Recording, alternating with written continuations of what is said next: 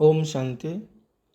श्रीमद् भगवद गीता रहस्य क्रमांक 12 प्रथम खंड तृतीय अध्याय।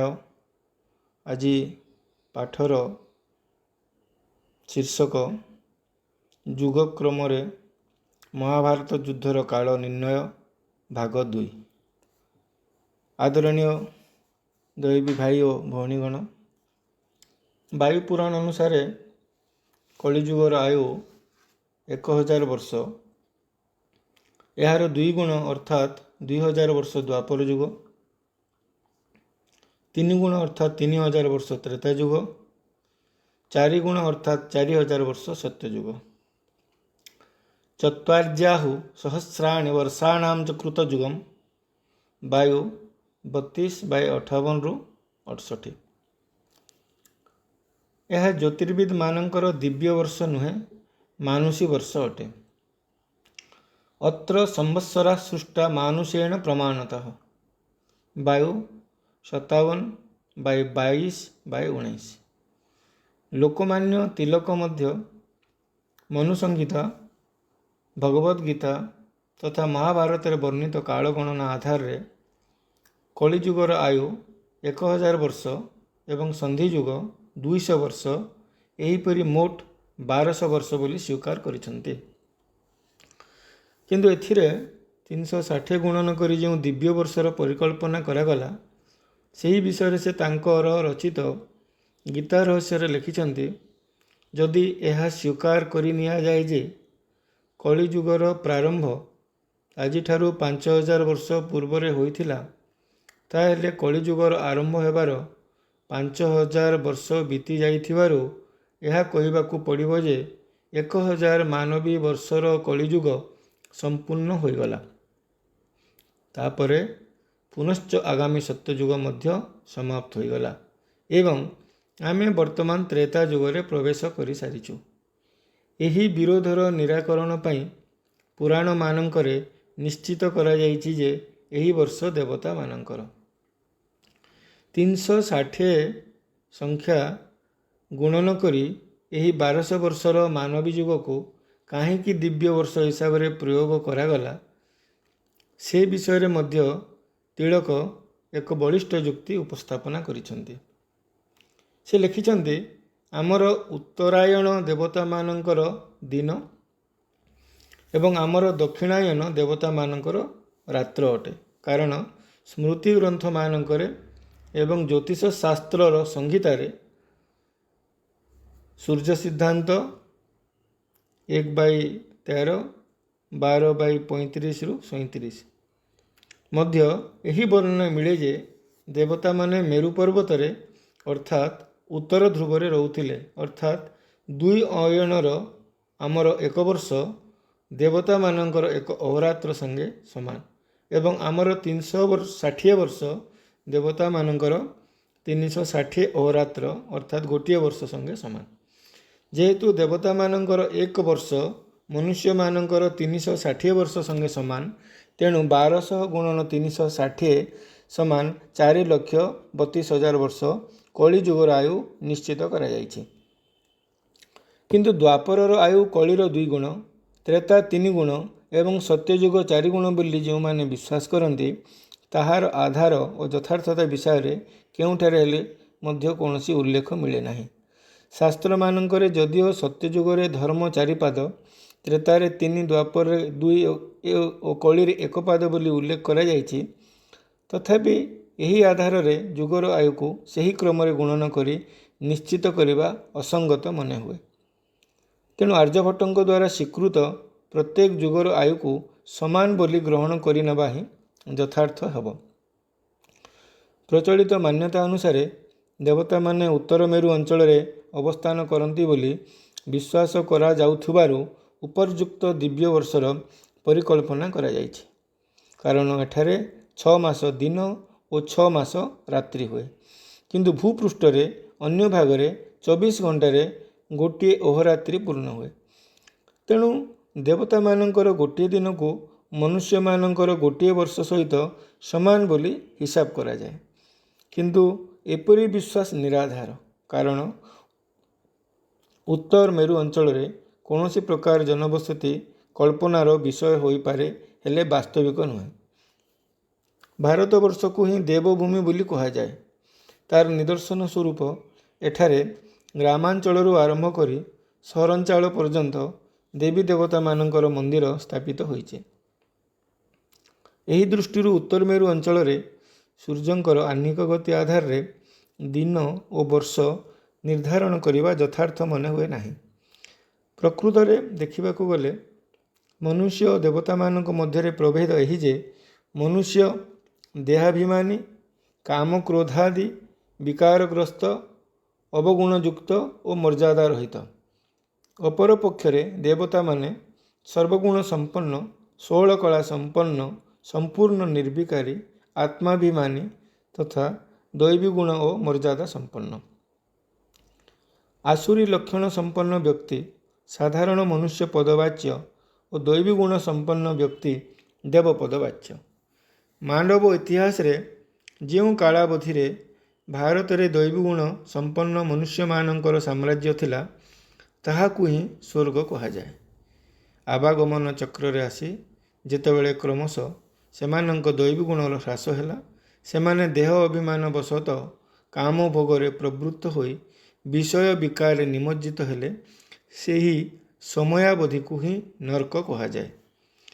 କଳ୍ପର ପୂର୍ବାର୍ଦ୍ଧକୁ ଦିନ ବା ସ୍ୱର୍ଗ ଏବଂ ଉତ୍ତରାର୍ଦ୍ଧକୁ ରାତ୍ରି ବା ନର୍କ କୁହାଯାଏ। ଏହି ହିସାବରେ କଳ୍ପର ପ୍ରଥମ 2ଟି ଯୁଗ ସତ୍ୟ ଓ ତ୍ରେତା ହେଉଛି ସ୍ୱର୍ଗ। କାରଣ ଏହି ସମୟାବଧିର ବିଶ୍ୱ ସୁଖଶାନ୍ତି, ସମୃଦ୍ଧି ଓ ପବିତ୍ରତା ସମ୍ପନ୍ନ ଥାଏ। ଶେଷ 2ଟି ଯୁଗ ଦ୍ୱାପର ଓ କଳି ବିଶ୍ୱ ଇତିହାସରେ ଆଧ୍ୟାତ୍ମିକ ଦୃଷ୍ଟିକୋଣରୁ ଏକ ଅନ୍ଧକାରମୟ ସମୟ ହୋଇଥିବାରୁ ଏହା ହିଁ ନର୍କ ପଦବାଚ୍ୟ। ଦ୍ୱାପର ଯୁଗରୁ ମାନବ ସମାଜର ଚାରିତ୍ରିକ ଅଧପତନ ଆରମ୍ଭ ହୋଇ କଳିଯୁଗ ଶେଷ ପର୍ଯ୍ୟନ୍ତ ଏକ ବିକରାଳ ରୂପ ଧାରଣ କରେ। ଚରିତ୍ର ସହିତ ଧର୍ମର ସମ୍ବନ୍ଧ ରହୁଥିବାରୁ ମାନବର ଚାରିତ୍ରିକ ଅଧପତନ ସହିତ ଧର୍ମର ମଧ୍ୟ ଗ୍ଳାନି ହୋଇଥାଏ। ତେଣୁ କଳିଯୁଗ ଅତି ଧର୍ମର ଗ୍ଳାନି ସମୟ ହୋଇଥିବାରୁ ଏ ସମୟରେ ପରମାତ୍ମାଙ୍କୁ ଅବତରଣ କରିବାକୁ ପଡ଼େ। ଦେବତା, ମନୁଷ୍ୟ ଏବଂ ଅସୁରମାନଙ୍କ ଶାରୀରିକ ସଂରଚନାରେ କୌଣସି ଅନ୍ତର ନାହିଁ। ସ୍ୱଭାବ, ସଂସ୍କାର ଓ ବ୍ୟବହାର ଆଧାରରେ ଏପରି ନାମକରଣ ହୁଏ। ତେଣୁ ଉତ୍ତର ମେରୁ ଅଞ୍ଚଳରେ ଦେବତାଙ୍କ ବାସସ୍ଥାନ କଳ୍ପନା କରି ସେହି ଅଞ୍ଚଳର ଦିନରାତ୍ରିର ଆଧାରରେ ଯୁଗର କାଳ ନିର୍ଣ୍ଣୟ ସମ୍ପୂର୍ଣ୍ଣ ଭ୍ରମାତ୍ମକ ମନେ ହୁଏ।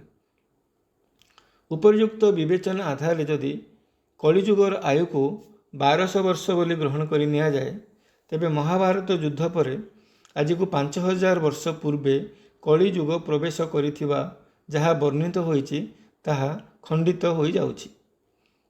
ମହାଭାରତ ଯୁଦ୍ଧ ଦ୍ୱାପର ଯୁଗର ଶେଷ ପର୍ଯ୍ୟାୟରେ ହୋଇଥିଲା ବୋଲି ମାନ୍ୟତା ଥିବାରୁ ଏହି ଶଙ୍କା ଉତ୍ପନ୍ନ ହୁଏ।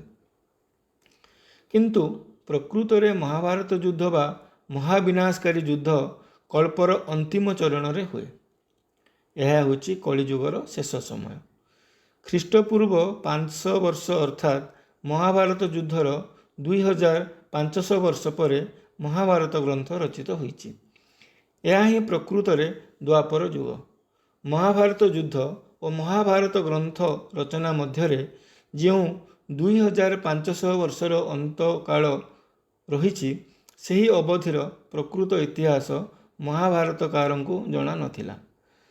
ଯୁଗ ଆୟୁ ନିର୍ଣ୍ଣୟରେ ବିଭିନ୍ନ ସମୟରେ ବିଭିନ୍ନ ମାନ ଅନୁସରଣ ହେତୁ ଏବଂ ଉପର ବର୍ଣ୍ଣିତ 2500 ବର୍ଷ ପ୍ରକୃତ ଇତିହାସ ନ ଜାଣିଥିବା ହେତୁ ମହାଭାରତ ଯୁଦ୍ଧ ଦ୍ୱାପର ଯୁଗରେ ହୋଇଥିଲା ବୋଲି ଲୋକବିଶ୍ୱାସ ପ୍ରତିଷ୍ଠିତ ହୋଇଥିଲା ଏବଂ ମହାଭାରତକାର ମଧ୍ୟ ଏହା ସ୍ୱୀକାର କରିନେଲେ। ମହାଭାରତ ଯୁଦ୍ଧର ସମୟ ଦ୍ୱାପର ନିର୍ଣ୍ଣୟ ନ କରି କଳିଯୁଗର ଅନ୍ତିମ ଚରଣରେ ନିଶ୍ଚିତ କରିବାର ମୁଖ୍ୟ କାରଣ ହେଲା ଯେ ଏହି ସମୟରେ ହିଁ ବିଶ୍ୱର ଜନସଂଖ୍ୟା ସର୍ବାଧିକ ହୋଇଥାଏ ଓ ଧର୍ମଗ୍ଳାନି ମଧ୍ୟ ଚରମ ସୀମାରେ ପହଞ୍ଚିଥାଏ। ମାନବ ଇତିହାସର ଏହିପରି ଏକ ଘଡ଼ିସନ୍ଧି ମୁହୂର୍ତ୍ତରେ ପରମାତ୍ମା ସୃଷ୍ଟିରେ ଅବତରଣ କରି ଜ୍ଞାନ ଶୁଣାଇବା ସବୁ ଦୃଷ୍ଟିରୁ ଯଥାର୍ଥ ମନେ ହୁଏ। ଏହି ସମୟରେ ମଧ୍ୟ ସର୍ବତ୍ର ମହାବିନାଶକାରୀ ଯୁଦ୍ଧ ଚାଲୁଥାଏ। ସାମାଜିକ ଦୃଷ୍ଟିରୁ ବିଚାର କଲେ ଯେତେବେଳେ ମାନବ ସଭ୍ୟତା ଓ ବିଜ୍ଞାନ ଚରମ ସୀମା ପର୍ଯ୍ୟନ୍ତ ବିକଶିତ ହୋଇଯାଏ, ସେତେବେଳେ ଲୋକେ ବିଳାସରେ ପ୍ରମତ୍ତ ହୋଇ ଧର୍ମଭ୍ରଷ୍ଟ ଓ କର୍ମଭ୍ରଷ୍ଟ ହୋଇପଡ଼ନ୍ତି। ଏହାର ଶେଷ ପରିଣତି ହିଁ ଯୁଦ୍ଧର ରୂପ ନିଏ। କାମୋପଭୋଗର ପ୍ରାବଲ୍ୟ ହେତୁ ଜନସଂଖ୍ୟା ଏକ ସଙ୍କଟଜନକ ସ୍ଥିତି ପର୍ଯ୍ୟନ୍ତ ବୃଦ୍ଧି ପାଏ। ପ୍ରକୃତି ତାର ଭାରସାମ୍ୟ ହରାଇଥାଏ। ଯୁଦ୍ଧ ବ୍ୟତୀତ ପ୍ରାକୃତିକ ବିପର୍ଯ୍ୟୟ ମଧ୍ୟ ମହାବିନାଶର ଅନ୍ୟ ଏକ କାରଣ ହୋଇଯାଏ। ଖ୍ରୀଷ୍ଟପୂର୍ବ 3100 ବର୍ଷରେ ମହାଭାରତ ଯୁଦ୍ଧ ପରେ ଏକ ପ୍ରଳୟଙ୍କରୀ ଜଳପ୍ଳାବନ ହୋଇଥିବା କଥା ଐତିହାସିକ ଅନୁସନ୍ଧାନରୁ ଜଣାପଡ଼େ। ଏହିପରି ପୂର୍ବକଳ୍ପର କଳିଯୁଗ ଅନ୍ତିମ ଚରଣରେ ମହାବିନାଶ ଦ୍ୱାରା ଜନସଂଖ୍ୟା ଅତ୍ୟଧିକ ହ୍ରାସ ପାଇଥିଲା ଏବଂ ପରମାତ୍ମାଙ୍କ ଗୀତାଜ୍ଞାନ ପ୍ରଭାବରେ ଏକ ସୁଖ, ଶାନ୍ତି, ସମୃଦ୍ଧି ଓ ପବିତ୍ରତା ସମ୍ପନ୍ନ ଦୈବୀ ସାମ୍ରାଜ୍ୟର ବିକାଶ ଘଟିଥିଲା। ଏହିପରି 2500 ବର୍ଷ ବିତିଗଲା ଏବଂ ଖ୍ରୀଷ୍ଟପୂର୍ବ 600ରୁ 500 ମଧ୍ୟରେ ଏକ ଭୀଷଣ ଜଳ ପ୍ଳାବନ ଦ୍ୱାରା ଏହି ସ୍ୱର୍ଣ୍ଣିମ ସଭ୍ୟତା ଧ୍ୱସ୍ତ ବିଧ୍ୱସ୍ତ ହୋଇଗଲା। ସମାଜରେ ଅଧର୍ମ ଓ ଅନୀତି କ୍ରମଶଃ ପ୍ରଭାବ ବିସ୍ତାର କଲା। ମନୁଷ୍ୟ ତାର ଦେବତ୍ୱକୁ ଭୁଲି ସାଧାରଣ ବ୍ୟକ୍ତି ପରି ଜୀବନଯାପନ କଲା। ଯିଏ ଦିନେ ପୂଜ୍ୟ ଥିଲା, ସେ କାମକ୍ରୋଧାଦି ବିକାରର ବଶୀଭୂତ ହୋଇ ପୂଜାରୀ ହୋଇଗଲା। ତେଣୁ ଉପରୋକ୍ତ 2500 ବର୍ଷର ଇତିହାସ ଲୋକେ ବିସ୍ମୃତ ହୋଇଗଲେ ଏବଂ ସେମାନଙ୍କ ମନମସ୍ତିଷ୍କରେ ଏହି ସ୍ୱର୍ଗୀୟ ସାମ୍ରାଜ୍ୟର ଯେଉଁ ଅସ୍ପଷ୍ଟ ସୁଖଦ ସ୍ମୃତି ଅଙ୍କିତ ହୋଇ ରହିଥିଲା, ତାକୁ ଆଧାର କରି ବେଦ, ଉପନିଷଦ, ପୁରାଣ ଆଦି ସାରସ୍ୱତ କଳାକୃତିର ସୃଷ୍ଟି ହେଲା। ମହାଭାରତ ମଧ୍ୟ ଏହି ସମୟ ମଧ୍ୟରେ ରଚିତ ହୋଇଛି। ତେଣୁ ମହାଭାରତ ଯୁଦ୍ଧକୁ ଦ୍ୱାପର ଯୁଗର ଘଟଣା ନ ଭାବି ପୂର୍ବ କଳିଯୁଗର ଅନ୍ତିମ ଦୃଶ୍ୟ ବୋଲି ବୁଝିଲେ ସମସ୍ତ ଶଙ୍କା ସମାଧାନ ହେବ। ପୁନରାବର୍ତ୍ତନ ସିଦ୍ଧାନ୍ତ ଅନୁସରଣରେ ଯଦି ଭାରତୀୟ ଇତିହାସକୁ ବ୍ୟାଖ୍ୟା କରାଯାଏ, ତେବେ ଉପରୋକ୍ତ ବିଷୟ ଆହୁରି ସ୍ପଷ୍ଟ ହେବ ଏବଂ ଅନେକ ଐତିହାସିକ ରହସ୍ୟ ଉନ୍ମୋଚିତ ହୋଇ ମାନବ ଇତିହାସର ଏକ ନୂଆ ସ୍ୱରୂପ ଲୋକଲୋଚନକୁ ଆସିବ। ମହାଭାରତ ଯୁଦ୍ଧର ଐତିହାସିକତା ଏବଂ ଗୀତା ପ୍ରକରଣର ଯଥାର୍ଥ ସ୍ୱରୂପ ମଧ୍ୟ ଏହି ପଦ୍ଧତି ଦ୍ୱାରା ସହଜରେ ବୁଝିହେବ। ଯଦି ଆମେ ମହାଭାରତ କାଳ ଖ୍ରୀଷ୍ଟପୂର୍ବ 3100ରୁ ଅଶୋକଙ୍କ ପୂର୍ବ ସମୟ ପର୍ଯ୍ୟନ୍ତ ଇତିହାସକୁ ପର୍ଯ୍ୟାଲୋଚନା କରିବା, ତେବେ ସେ ସମୟ ମଧ୍ୟରେ କୌଣସି ବଡ଼ ଧରଣର ଯୁଦ୍ଧ ହୋଇନଥିଲା। ତତ୍କାଳୀନ ସମାଜ ସୁଖ, ଶାନ୍ତି ଓ ସମୃଦ୍ଧିରେ ଭରପୁର ଥିଲା। ରାଜାମାନେ ଅତ୍ୟନ୍ତ ଧାର୍ମିକ ଓ ପ୍ରଜାରଞ୍ଜକ ଥିଲେ। ପ୍ରଜାମାନେ ମଧ୍ୟ ରାଜାନୁଗତ ଥିଲେ। ଚୋରି ଡକାୟତି ଆଦିର ନାମଗନ୍ଧ ନଥିଲା। ତେଣୁ ଘରମାନଙ୍କୁ ତାଲା ଲଗାଇବାର ଆବଶ୍ୟକତା ନଥିଲା। ଅତିଥି ଅଭ୍ୟାଗତମାନଙ୍କ ଖୁବ୍ ଆଦର ସତ୍କାର ହେଉଥିଲା। ମେଗାସ୍ଥିନିସ୍ଙ୍କ ଭାରତ ଭ୍ରମଣ କାହାଣୀରୁ ତତ୍କାଳୀନ ଭାରତର ସାମାଜିକ ଅବସ୍ଥା ଏପରି ଥିଲା ବୋଲି ଜଣାପଡ଼େ। କିନ୍ତୁ ମହାଭାରତ କାଳରେ ଯେଉଁ ରାଗ, ଦ୍ୱେଷ, ପାପାଚାର, ଅନୈତିକତା, ନିର୍ଲଜ୍ଜତା, ନିର୍ଦ୍ଦୟତା ଆଦି ଥିଲା, ତାହାର ସାମାନ୍ୟତମ ଅଂଶ ସୁଦ୍ଧା ତାର ପରବର୍ତ୍ତୀ 2500 ବର୍ଷ ମଧ୍ୟରେ ନଥିଲା। ତେଣୁ ଏଥିରୁ ନିଶ୍ଚିତ ଯେ ମହାଭାରତରେ ବର୍ଣ୍ଣିତ ମାନବର ସାମାଜିକ ଅବସ୍ଥା ଦ୍ୱାପର ଯୁଗର ନୁହେଁ, ଏହା କଳିଯୁଗର ବର୍ଣ୍ଣନା ଅଟେ। ଏହି ଦୃଷ୍ଟିରୁ ମହାଭାରତ ଯୁଦ୍ଧ ଦ୍ୱାପର ଓ କଳିର ସନ୍ଧି ସମୟରେ ନୁହେଁ, କଳିଯୁଗର ଅନ୍ତିମ ପର୍ଯ୍ୟାୟରେ ହୋଇଥିଲା। ମହାଭାରତ ଯୁଦ୍ଧର ମହାବିନାଶକାରୀ ପରିଣାମ ଦ୍ୱାରା ସମଗ୍ର ବିଶ୍ୱର ଜନସଂଖ୍ୟା ହ୍ରାସ ପାଇ 9ରୁ 10 ଲକ୍ଷ ମଧ୍ୟରେ ସୀମିତ ହୋଇଗଲା। ଯୁଦ୍ଧର ଠିକ୍ ଅବ୍ୟବହିତ ପୂର୍ବରୁ ଯେଉଁମାନେ ପରମାତ୍ମାଙ୍କ ଦ୍ୱାରା ପ୍ରଦତ୍ତ ଈଶ୍ୱରୀୟ ଜ୍ଞାନ ବା ଗୀତାଜ୍ଞାନ ବ୍ୟବହାରିକ ଜୀବନରେ ପ୍ରୟୋଗ କରି ପବିତ୍ର ଜୀବନଯାପନ କରୁଥିଲେ, ସେମାନେ ହିଁ କଳି ପରବର୍ତ୍ତୀ ସତ୍ୟଯୁଗର ଅଧିକାରୀ ହେଲେ। ଏହିପରି ଖ୍ରୀଷ୍ଟପୂର୍ବ 3100ର ପରବର୍ତ୍ତୀ 2500 ବର୍ଷ ପର୍ଯ୍ୟନ୍ତ କାଳଖଣ୍ଡକୁ ସେହି ସମୟର ସାମାଜିକ ଅବସ୍ଥା ଅନୁସାରେ ଦୁଇ ଭାଗରେ ବିଭକ୍ତ କରି ସତ୍ୟ ଓ ତ୍ରେତା ଯୁଗ ନାମରେ ନାମିତ କରାଯାଏ। ତେଣୁ ପ୍ରତ୍ୟେକ ଯୁଗର ଆୟୁ ହାରାହାରି 1250 ବର୍ଷ ନିଶ୍ଚିତ କରାଯାଇଛି। ଏହି ହିସାବରେ କଳିଯୁଗର ଆୟୁଠାରୁ 3 ଗୁଣ ତ୍ରେତା ଯୁଗ ଓ 4 ଗୁଣ ସତ୍ୟଯୁଗ ବୋଲି ଯେଉଁ ମାନ୍ୟତା ପ୍ରଚଳିତ, ତାହା ଯଥାର୍ଥ ମନେ ହୁଏ ନାହିଁ। କାରଣ ମହାଭାରତ ସମୟଠାରୁ ଆଜି ପର୍ଯ୍ୟନ୍ତ 5000 ବର୍ଷରେ ମାନବ ସମାଜ ପୁନଶ୍ଚ ସେହି ଅବସ୍ଥାକୁ ପ୍ରାପ୍ତ ହେଲାଣି। ତେଣୁ 4 ଯୁଗ ଚକ୍ରର କେବଳ 5000 ବର୍ଷରେ ପୂର୍ଣ୍ଣ ହୁଏ ଏବଂ ପ୍ରତି 5000 ବର୍ଷରେ ଥରେ ବିଶ୍ୱ ଇତିହାସ ପୁନରାବର୍ତ୍ତିତ ହୁଏ। କଳ୍ପର ଦ୍ୱିତୀୟାର୍ଦ୍ଧ 2500 ବର୍ଷକୁ ମଧ୍ୟ ସାମାଜିକ ଅବସ୍ଥା ଅନୁସାରେ ଦୁଇ ସମାନ ଭାଗରେ ବିଭକ୍ତ କରି ଦ୍ୱାପର ଓ କଳିଯୁଗ ନାମରେ ନାମିତ କରାଯାଇଛି। ବିକ୍ରମାଦିତ୍ୟଙ୍କ ସିଂହାସନ ଆରୋହଣ ସମୟରୁ ସମ୍ଭବତଃ ଦ୍ୱାପର ଯୁଗର ପ୍ରାରମ୍ଭ ବୋଲି ଧରାଯାଇପାରେ। ଏହି ସମୟରେ ସିକନ୍ଦରଙ୍କ ଭାରତ ଆକ୍ରମଣ ଓ କଳିଙ୍ଗ ଯୁଦ୍ଧ ହୋଇଥିଲା।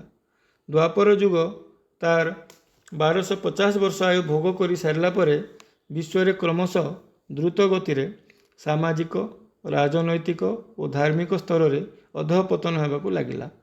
ହୁଏନ୍ସାଂ ଠିକ୍ ଏହି ସମୟରେ ଭାରତ ଭ୍ରମଣରେ ଆସିଥିଲେ ଓ ସେ ତାଙ୍କ ବିବରଣୀରେ ତତ୍କାଳୀନ ସାମାଜିକ ଅବସ୍ଥାର ବର୍ଣ୍ଣନା କରିଯାଇଛନ୍ତି।